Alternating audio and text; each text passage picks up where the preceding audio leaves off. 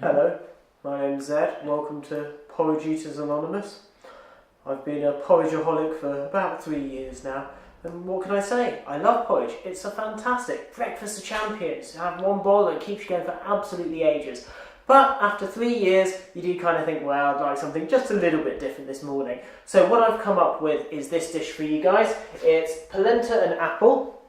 A polenta and apple porridge with a dried fruit compote and a little smear of yoghurt, and it is really fast and easy. You can pretty much get it together in the same time that it takes you to make a bowl of porridge. So we'll have a quick look at that, but before we do, the reason I'm making these videos is because I'm entering a competition called Chef Factor, which gives me the chance to win a 12-week cookery course here in Ireland, one of the best cookery schools. So all I'm asking is, if you like this recipe, here, this URL, just type this into your browser and that will take you straight to my profile. Hit the Facebook like button. It will only take a second. You'd do that for me, wouldn't you? What? You've already done it? Oh, you're the best. No, really, it's you. No, you're the best. You're the man. Okay, enough of the loving. Let's get on with the recipe. So to start off with, I'll run you over the ingredients in a minute, but I'm just going to get our milk warmed up. So we have 400 millilitres of milk. Let's get that on the go immediately. And I'll show you what else that we're using. So we have polenta, of course. This is quite a fine ground polenta. If you're in the US, you might be getting something, I think it's called cornmeal, which is even finer ground again. You can do it with coarse ground as well. It's going to take a little longer to cook. So we've also got the apple. So the apple, the polenta, the milk, that's going to make up the porridge, and we'll just water it down a little bit to get the right consistency. For the dried fruit compote then, we have prunes, apricots and walnuts. They're going to go in at the beginning, and then we have a mix of whatever berries you like. I've got a few sultanas, goji berries and cranberries to really crank up that vitamin C and all the antioxidants. So while the milk's heating, let's get the compote going. Now, a small pan, about 7 each of the prunes, apricots and walnuts. Just get them in, get the pan heating. And I'm just going to put in some boiled water, just about enough to cover it. There we go, you can see that. Looks like quite a bit, but they are going to soak them up pretty fast. Okay, so let's get that boiling. Okay, see how our milk is going? I'm bringing that to a rapid boil. It's just, in fact, what we actually want is not quite boiling, so we want to bring it up to the almost boiling point. There you go, it just needs about another 20-30 seconds, I'd say. Okay, the compote, by the way, I mean, if you can do this the night before, make it up.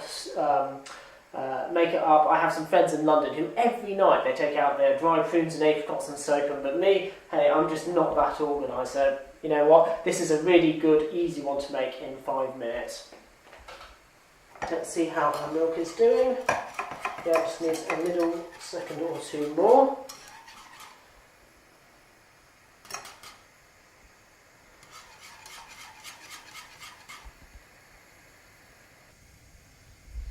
Okay, you can just see that that's starting to bubble in now. Okay, this is just about to boil. I'll move it to the front so we can see it a bit better.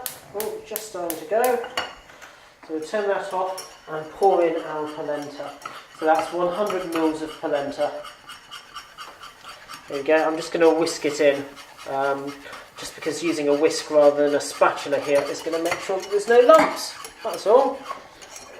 And now the polenta is really easy. All we have to do is stir it every few seconds or so.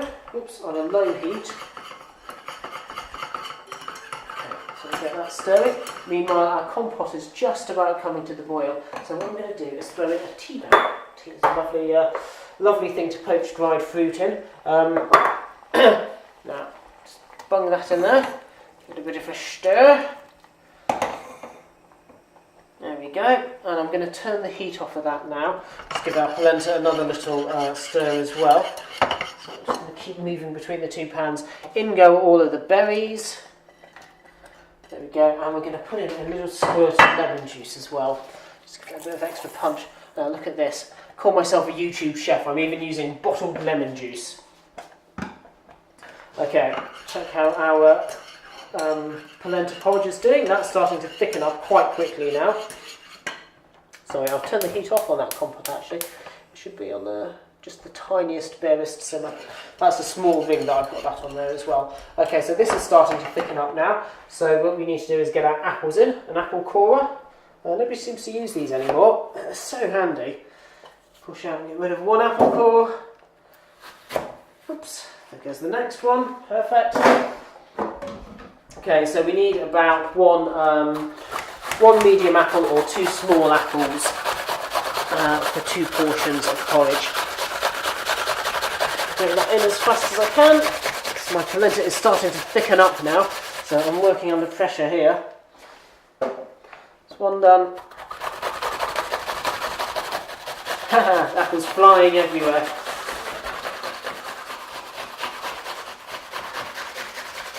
There we go. Right. Now just tip that in so we get a nice shot of it all falling in. There we go. It all goes. And ignore the apple covered hands, it's just about still okay to mix it in. Now this is actually getting quite dry now, so it's almost done, I would say. What I'm going to do is just get rid of the spatula now, get rid of the whisk, move over to a spatula, and we put in enough hot water to bring it down to the right consistency. Put the hot water in. Traditionally you would stir in a bit of butter at this point, but where I can avoid it I will. Okay, that's a lovely consistency. We'll probably have to bring that down again in a minute. Let's have a look at our compote now. So although that's only had, what, 4 or 5 minutes, I don't know, even less, it's already pretty much done. I mean, it's fine. You give it as long as you've got, but let's get the tea bag out anyway, because I don't want it to be too strong. There we go, and what I'm going to put in, how much sweetness you want is up to you, but I'm going to use maybe half a tablespoon of agave syrup. I was told since the video 2 weeks ago, it's actually pronounced agave. If you haven't come across this before, or haven't seen the previous videos, this is a fantastic low GI, low GL sweetener. Actually comes from not quite a cactus plant, something that's very like a cactus plant. It's green and it's spiky and it grows in the desert. And this stuff is absolute heaven. It tastes quite like honey. It's got a slightly fruitier, slightly darker taste as well. It really kind of brings out dishes. Okay, so our compote is ready. Our porridge is nicely settled. So let's just serve it all up. There we go. In there. Don't forget to check below if you want the full recipe with all the quantities and everything, but remember to turn my ring off. There we go. I'm just going to make a little trench in the middle to hold our dried fruit compote. Let's just give that a little mix around and spoon it in. There we go. A couple of the berries on top.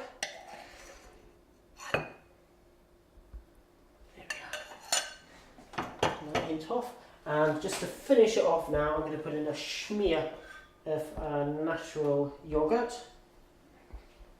Doesn't that look beautiful?